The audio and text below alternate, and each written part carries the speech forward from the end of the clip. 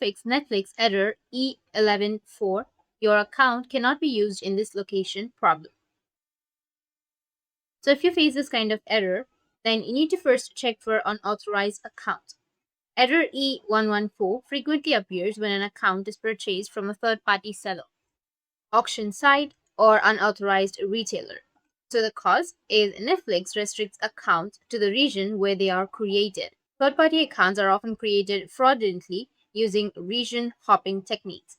So the fix is you will need to sign up for Netflix directly to create a legitimate authorized account in your current country. Or if you already have an authorized account and if it's still not working, then the second solution is to turn off your VPNs and proxies. If you're using a VPN proxy or a smart DNS server, Netflix may block your connection because Netflix is designed to serve content based on your exact physical location, and privacy network can mask or represent your true IP address. So turn off any active VPNs on your router, computer, or smart device. Ensure your router, computer, or smart device are connected to a standard residential internet connection without any network masking. Third solution is to update your account country.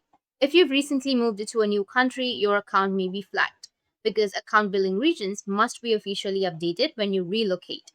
So you will need to contact Netflix directly so a representative can update the home country on your account profile.